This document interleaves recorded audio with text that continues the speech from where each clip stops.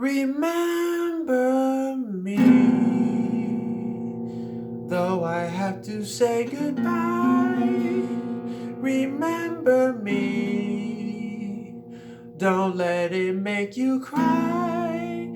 Forever if I'm far away, I hold you in my arms. I sing a secret song to you each night we are apart.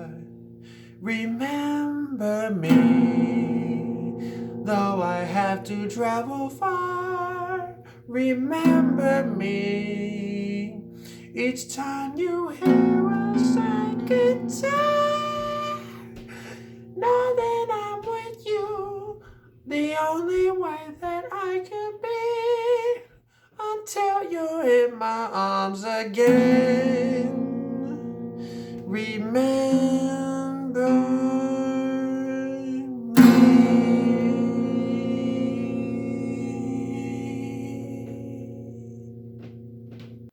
What's up, all my favorite subscribers and followers on Instagram? Welcome to Sterling on Cinemas, and that's Cinemas with an S. Today for Pixar Animation Studios playlist, I'll be giving you my review on Coco. Before I begin, if you are new to this video, don't forget to like, share, subscribe, leave a comment on the section below, and most importantly, watch. And also, the same thing goes if you're on Instagram. Let's get to it. Despite his family's generations old ban on music, young Miguel Rivera dreams of becoming an accomplished musician, just like his idol, Ernesto de la Cruz. Desperate to prove his talent, Miguel must find himself in the stunning and colorful land of the dead. After meeting a charming trickster named Héctor, the two friends must embark on an extraordinary journey to unlock the real story behind Miguel's family history.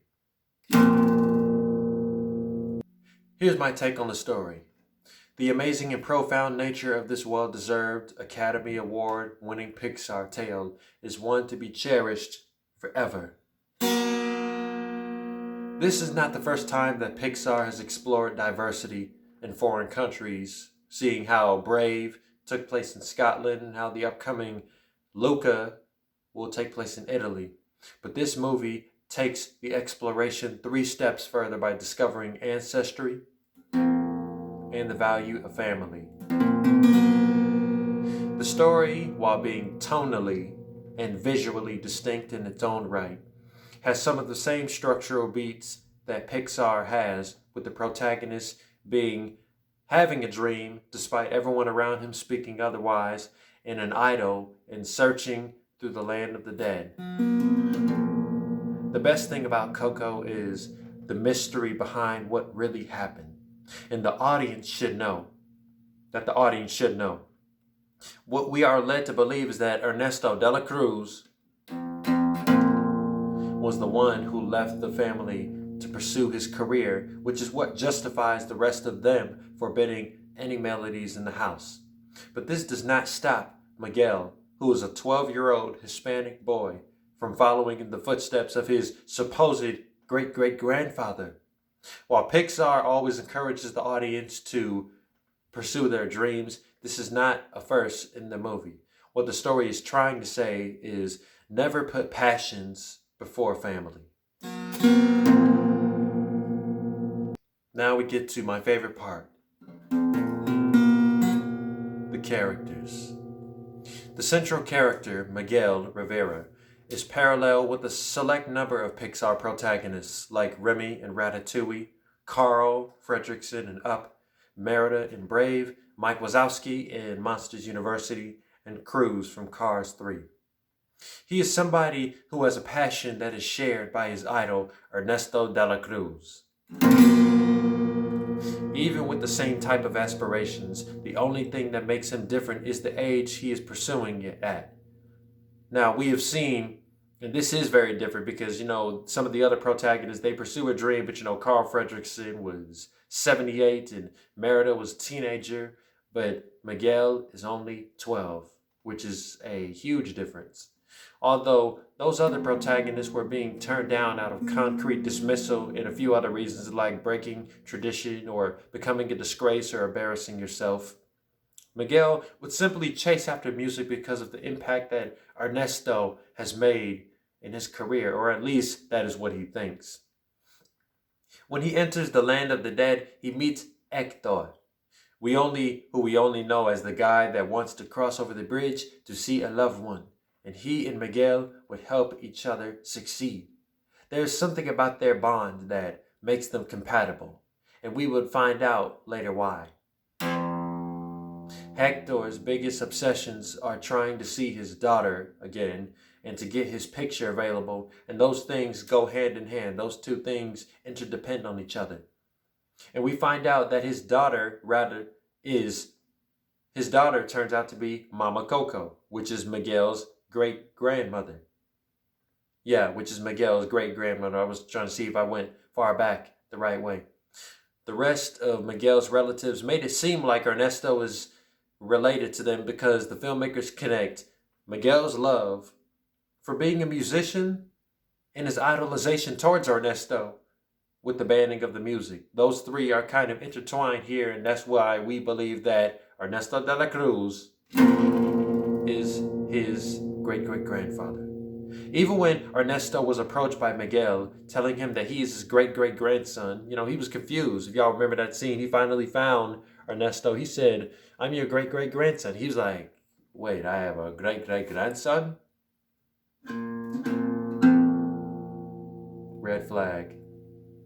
But see, it was small and overlooked. That was a small and overlooked moment that explained his relations on whether he was really his great-great-grandfather or not. The shocking revelations that the audience receives from Héctor are so brilliant and part of the reason why this is one of Disney's best plot twists ever, because throughout the film we see Miguel reciting and quoting and acting out some of his moments in movies and pop culture throughout his career, and he knows the lines by heart and he knows the plot lines by heart. And one of those lines is talking about moving heaven and earth. And he said something similar to Héctor, and a similar scenario played out. Where in the movie that Ernesto de la Cruz starred in, the other person got drunk. And not drunk, he got drugged. He got poisoned. Let's say he got poisoned. He was intoxicated. But when he did it to Héctor, who was trying to go back to his family, he decided to kill him just for choosing his family over his passion. And that is one thing that kind of adds a redemption factor to the story to Héctor, because if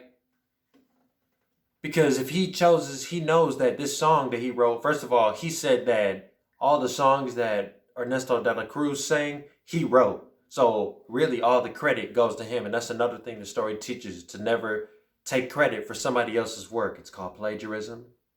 But anyway, the connection between Miguel and Héctor consistently give hints to the audience about who is related to who, and it all beautifully plays out in the end when Miguel sings Mama Coco, the one song that she could remember me. I will always be in your heart again. Remember me.